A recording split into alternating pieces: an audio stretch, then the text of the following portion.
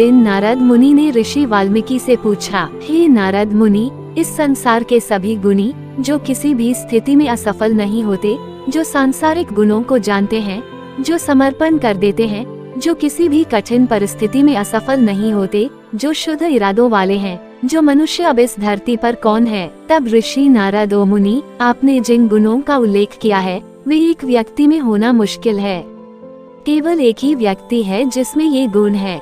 इक्ष्वाकु वंश बहुत प्रसिद्ध है, वो वंश में भगवान राम प्रकट हुए थे, वो विश्व प्रसिद्ध है, वो पुण्यात्मा है, इंद्रिय निग्रह है, वो बहुत प्रतिभाशाली है, वो नीति शास्त्र में कुशल है, सभी से मुस्कुराकर बात करता है, बहुत कम बोलते हैं, सभी गुणों से युक्त, शत्रुओं का नाश करने वाला, ऊंचे कंधों वाला, मजबूत भुजाओं वाला, शंख चिकना गला, चौड़ी छाती वाला, मजबूत धनु है उनका पास, जो इंद्रियों में संयमित है, जिसका सिर सुंदर है, जो हाथी की तरह चलता है, जिसके सभी अंग बिल्कुल बराबर है। वह भाइयों में सबसे बड़े हैं, दशरथ के प्रिय हैं। दशरथ ऐसे भगवान राम को राजा बनाने के लिए तैयार थे। इन व्यवस्थाओं को देखकर दासी मंडा ने दशरथ महाराज की तीसरी पत्नी कैकेयी को बताया। पहले कैकेयी ने राक्षस संबारासुर को हराने में मदद की थी, तब दशरथ महाराज ने उसे 3 वरदान दिए थे और अब वह राम से उसे जंगलों में भेजने और भरत को राज्य देने के लिए कहती है। इसलिए उन्हें अपने पसंदीदा भगवान राम को जंगल में भेजना पड़ा। वीर भगवान राम कैकेयी के अनुरोध के अनुसार पिता के वचन का पालन करने के लिए जंगल में चले गए। श्री राम के साथ उनके छोटे भाई लक्ष्मण भी चले गए। भगवान राम की पत्नी सीता भी चली गयीं। दशरथ बहुत दूर तक आए और प्रजा भी बहुत दूर तक आई। श्री राम की मुलाकात गंगा के तट पर श्रृंगेरीपुर में उनके भक्त निषादों के राजा गुहू से हुई।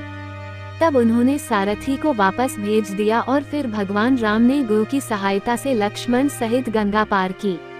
वहां वे महर्षि भरद्वाज के कहे अनुसार चित्रकूट पर्वत पर पहुंचे। वहां उन्होंने एक पर्णशाला बनाई और शांति से रहने लगे। जब सीता राम लक्ष्मण चित्रकूट पहुंचे तो वहां अयोध्या में दशरथ, जो नहीं चाहते थे कि राम वन जाएं, उस दर्द से मर गए। तब भरत वशिष्ठ मंत्रियों, ब्राह्मणों और प्रजा के साथ वन में भगवान राम के पास आए। उन्होंने कहा कि यदि आप सबसे बड़े हैं तो आपको ही राजा बनना चाहिए, यही धर्म है। तब राम ने भरत को ये कहकर अयोध्या भेजा कि वह अपने पिता के आदेश पर वन आए हैं और 14 वर्ष तक वन में रहेंगे। भरत, जो राम को अयोध्या ले जाना चाहते थे, उन्होंने उनकी इच्छा पूरी नहीं हुआ और राम की पादुकाओं को राजा के रूप में सिंहासन पर बिठाया और नंदी गांव में रहकर राम की प्रतीक्षा करते हुए राज्य पर शासन किया। श्री राम ने सोचा कि यदि लोग राम के यहाँ आते रहेंगे तो ऋषियों के लिए परेशानी होगी, इसलिए वे सीता लक्ष्मण के साथ दंडकारण्य चले गए। दंडकारण्य में राक्षस विराधु को मारने के बाद उन्होंने ऋषि सरभंगा से मुलाकात की। इसके अलावा राम अगस्त्य और उनके भाई से भी मिले। अगस्त्य मुनि ने श्री राम को एक तलवार और धनुष दिया। जहां जंगल में राक्षस ऋषियों को मार रहे थे और कई दिनों से वे चाहते थे कि श्री राम उन्हें बचाएं और राम ने वादा किया कि वो उन्हें मार डालेंगे। उस दंडकारण्य में रावण के रिश्तेदार राक्षस लोग रहते थे और शूर्पणखा नाम की राक्षसी भी थे। भगवान राम ने लक्ष्मण के साथ राक्षसी के नाक और कान काट दिए। उसके बाद शूर्पणखा के उकसाने पर राक्षसों की एक भीड़ करोड़भूषण त्रिशीर से युद्ध करने आई और राम ने अकेले ही 14,000 राक्षसों को मार डाला। रावण ने शूर्पणखा के माध्यम से अपने रिश्तेदार करोड़भूषण त्रिशूरु को भगवान राम द्वारा मारे जाने की खबर सुनी और क्रोध से भर गया। वह राक्षस मारीचू के पास जाता है और उससे सीता का अपहरण करने में मदद करने के लिए कहता है। तब मारीचू ने उनसे कहा कि श्री राम आपसे अधिक शक्तिशाली हैं, आप उनसे युद्ध नहीं करना चाहिए। रावण ने उसकी बात नहीं मानी और उसे धमकाकर श्री राम के आश्रम पंचवटी में ले आया।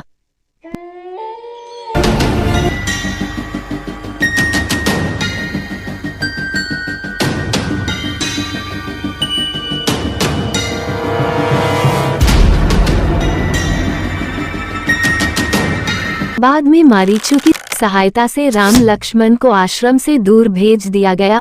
उसने रास्ते में आए जटायु को घायल कर दिया और दम तोड़ते जटायु ने बताया कि रावण ने सीता का हरण कर लिया है और वह भगवान राम के चरण में मर गए। भगवान राम ने दुख व्यक्त किया और पक्षी का अंतिम संस्कार किया। जब भगवान राम जंगल में सीता की खोज कर रहे थे तो कबंधु नामक कई विकृत राक्षसों ने भगवान राम को परेशान किया। भगवान राम ने उसका वध कर दिया और उसकी इच्छा के अनुसार वह स्वर्ग की ओर जा रहा था। हे राम, सबरी नाम का आपका एक भक्त है जिसका स्वभाव गुरुओं की सेवा करना है। उनके आश्रम में जाना आपके लिए अच्छा रहेगा। सबरी ने भक्तिपूर्वक भगवान राम को फल खिलाए। पंपा झील के किनारे भगवान राम की वानर हनुमान से मुलाकात हुई। हनुमान के माध्यम से भगवान राम की मुलाकात सुग्रीव से हुई। तब श्री राम ने सुग्रीव को सीता के हरण के बारे में पूरी बात बताई। सुग्रीव ने सोचा कि श्री राम उनका भला करेंगे और उन्होंने अग्नि साक्षी के रूप में उनसे मित्रता की। उन्होंने सुग्रीव के बारे में भी पूछताछ की और वाली के साथ उसके पिछले प्रेम और विश्वास के वाली से हुए झगड़े के बारे में विलाप किया। तब भगवान राम ने वाली को मारने की प्रतिज्ञा की। सुग्रीव ने कहा कि वाली शक्तिशाली था और उसने ये देखने के लिए उनका परीक्षण किया कि क्या राम उन्हें मार सकते हैं। उसने डंडभी का शव दिखाया जिसे उन्होंने वाली ने मारा था। सुग्रीव ने कहा राम से थोड़ा दूर फेंकने के लिए। राम उसे 10 योजन अपने पैर से काफी दूर फेंक दिया। उसने सुग्रीव का विश्वास पाने के लिए एक तीर चलाया। वह जाकर 7 बड़े पेड़ों और यहाँ तक कि पास के पहाड़ों पर भी लगा। वह धरती में समा गया और उसी गति से आया और पहुँच गया जहाँ उसके तीर थे। सुग्रीव उससे खुश था।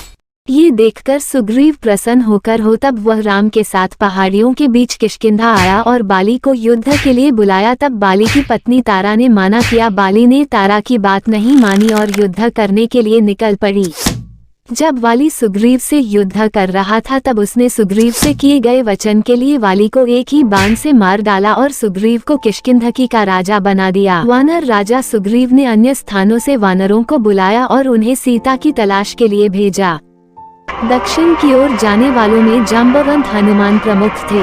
गरुड़ राजा संपाति के निर्देश पर हनुमान ने एक ही छलांग में योजन भर समुद्र को पार कर लिया। लंका में पहुंचकर हनुमान ने अशोक के वन की खोज की और राम के ध्यान में देवी सीता को देखा। सुग्रीव के साथ राम की मित्रता के बारे में बताया और भगवान राम के बारे में बताया और उन्हें भगवान राम द्वारा दी गई अंगूठी देकर सांत्वना दी और फिर अशोकवन को नष्ट कर दिया और हनुमान ने रावण के 5 सैनिकों को मार डाला।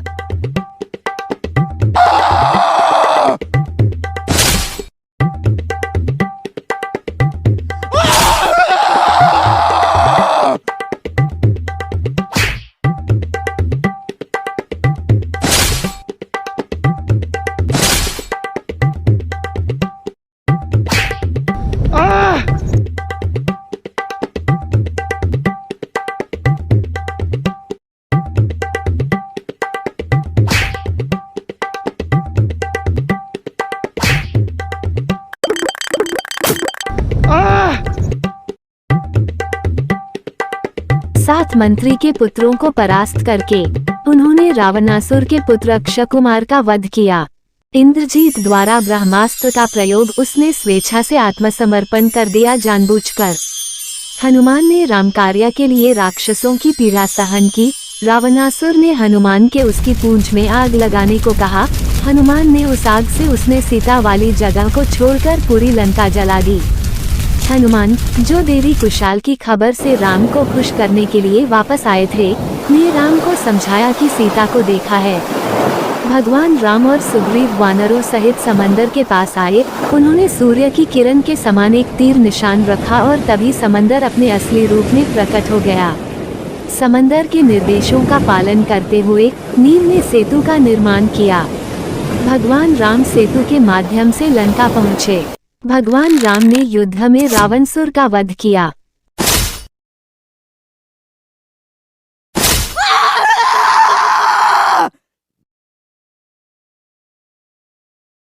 तब देवी सीता ने अग्नि में प्रवेश किया और खुद को निर्दोष साबित किया।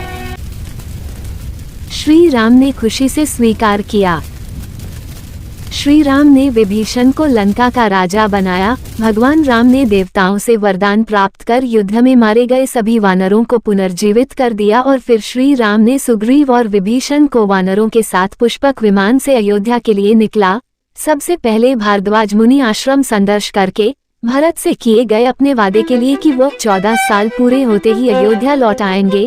सबसे पहले भगवान राम ने हनुमान को भरत के पास भेजा था। रास्ते में भगवान राम ने उन्हें भरत के बारे में बताया।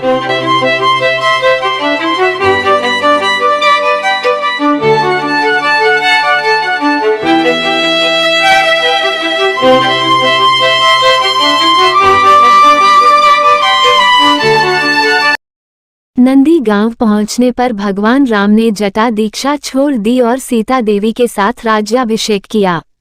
उसके शासन में प्रजा बहुत सुखी थी। लोग धर्म के मार्ग पर बहुत खुश थे और अकाल के भय से मुक्त होकर जीवन यापन करते थे। उनके राज्य में सभी सुखी हैं।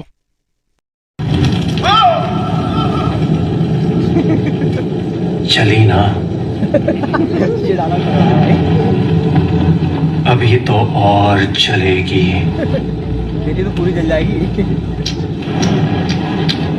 बेचारा कोयले की तो पूरी लंका। जिसकी चलती है वही जानता है।